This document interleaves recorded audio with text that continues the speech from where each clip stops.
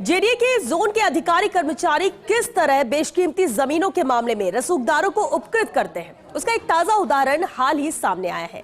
यह मामला है राजधानी में टोंक रोड स्थित करोड़ों रुपए की भूमि का, जिसमें धर्म परिवर्तन की आड़ में अनुसूचित जाति के व्यक्ति की भूमि सामान्य वर्ग के व्यक्ति को बेचान के आरोप है। मामले में किस तरह रसूखदारों को पहुंचाया गया फायदा, इसके लिए देखिए फर्स्ट इंडिया की ये एक्सक्लूसिव रिपोर्ट। जेडीए के जोन के अधिकारी कर्मचारी किस तरह बेशकीमती जमीनों के मामले में रसूखदारों को उपकृत करते हैं, उसका एक ताजा उदाहरण सामने आया है। ये मामला तरुछाया नगर के नजदीक मेन टोंक रोड स्थित 8,900 वर्ग मीटर भूमि का है। ये भूमि तहसील सांगानेर स्थित ग्राम दुर्गापुरा के खसरा नंबर 456, 457, 461, 462, 463, 683, 458, 625, 460, 624, 458, 626, 460, 460 एक की है।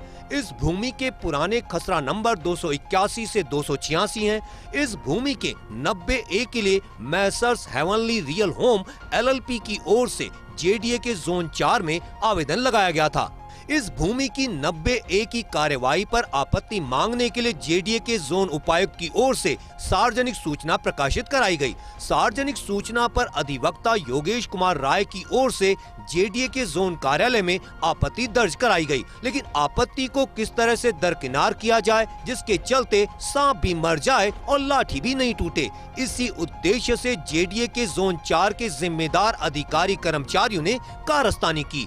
आखिर इस आपत्ति में ऐसा क्या था जो जेडीए के जोन के कार्मिकों को करना पड़ा?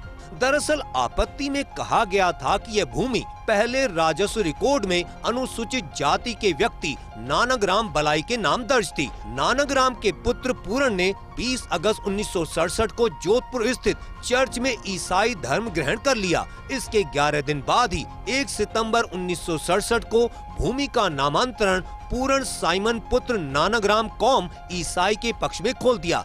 यह नामांतरण तहसीलदार के स्तर पर कर लिया गया। नामांतरण के दूसरे दिन 2 सितंबर 1967 को भूमि सामान्य वर्ग के व्यक्ति को बेच दी गई।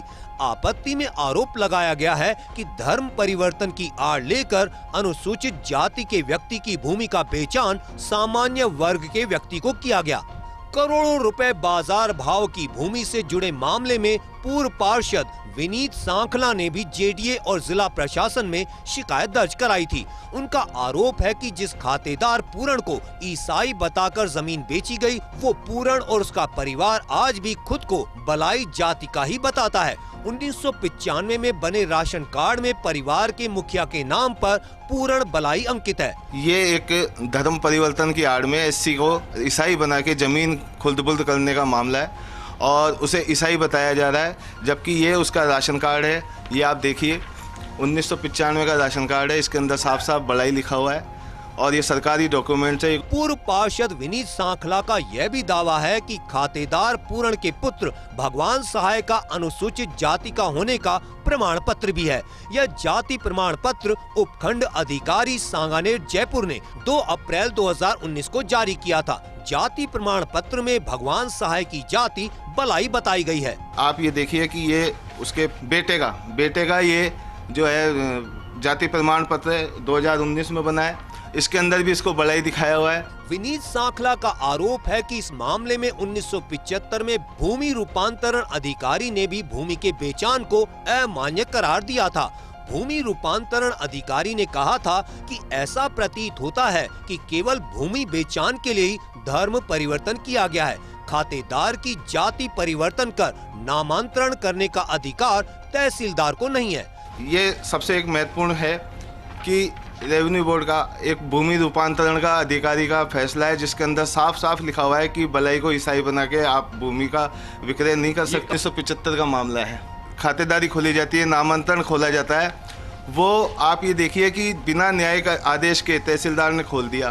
कोई तहसीलदार को राइट ही नहीं, जब तक कि कोई न्यायालय का फैसला नहीं हो, जब तक कि एडीएम एसडीएम उसके अंदर फैसला नहीं दे, तब तक आप खोल नहीं सकते। राजस्थान भू राजस्व अधिनियम की धारा 90A में निर्धारित प्रक्रिया के अनुसार जारी की गई सार्वजनिक सूचना पर प्राप्त आपत्तिकर्ता को पर्याप्त सुनवाई का अवसर देना जरूरी है।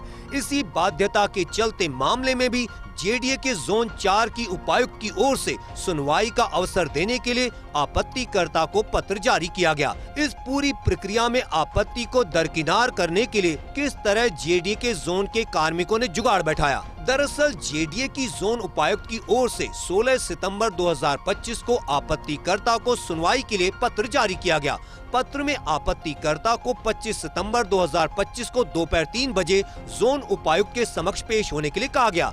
मामले के सभी दस्तावेजों के साथ पेश होने के लिए कहा गया। पत्र में यह भी कहा गया कि निर्धारित तिथि और समय पर आपत्तिकर्ता उपस्थित नहीं हुए तो मामले में कार्यवाही अमल में ला दी जाएगी। आपत्तिकर्ता को यह पत्र समय पर नहीं मिले, इसके लिए जानबूझकर इस पत्र को उसे भेजा नहीं गया। फिर औपचारिकता पूरी करने के लिए 17 अक्टूबर 2025 को यह पत्र स्पीड पोस्ट से प्रेषित किया गया। स्पीड पोस्ट की ट्रैकिंग रिपोर्ट के अनुसार यह पत्र 27 अक्टूबर को शाम 5 बजे आपत्तिकर्ता को प्राप्त हुआ। जब यह पत्र आपत्तिकर्ता को मिला तब तक उनकी सुनवाई की तिथि महीने भर पहले ही बीत चुकी थी। ऐसे में जेडीए कार्मिकों के अनुसार पत्र भेजने की औपचारिकता भी हो गई और आपत्तिकर्ता तथ्यों और दस्तावेजों के साथ अपनी आपत्ति दर्ज कराने के लिए जेडीए में उपस्थित भी नहीं हो पाया। इस मामले में 90A की कार्यवाही पर आई आपत्ति को दरकिनार करने के लिए जेडीए के जोन अधिकारी कर्मचारियों ने जो तरकीब लगाई वो कई सवाल खड़े करती है। क्या वाकई आपत्ति में लगाए गए आरोप सही हैं? तथ्यों और दस्तावेजों के साथ अगर आपत्ति दर्ज होती तो क्या 90A की कार्यवाही निरस्त करनी पड़ती? खैर जो भी हो, जानकारों के अनुसार ऐसे और भी मामले हैं जिनमें धर्म परिवर्तन की आड़ में अनुसूचित जाति और जनजाति के लोगों की भूमि बेचने के आरोप हैं। अगर इन आरोपों की जांच कराई जाए तो तस्वीर साफ हो जाएगी। आपत्ति को दरकिनार करने के प्रयास में जिस तरह जेडीए के जोन के कार्मिकों ने कारगुजारी की, यह अपने आप में कई सवाल खड़े करती है। क्या वाकई आपत्ति में लगाए गए आरोप सही थे? अगर आपत्तिकर्ता तमाम तथ्य और दस्तावेज पेश करता तो क्या 90A की कार्रवाई पर प्रतिकूल असर पड़ सकता था? खैर जो भी हो, जानकारों की माने तो धर्म परिवर्तन की आड़ में अनुसूचित जाति जनजाति की भूमि बेचने के और भी कई मामले हैं। अगर इनकी जांच कराई जाए तो तस्वीर साफ हो सकती है। कैमरा पर्सन इकबाल के साथ अभिषेक श्रीवास्तव, फर्स्ट इंडिया न्यूज़।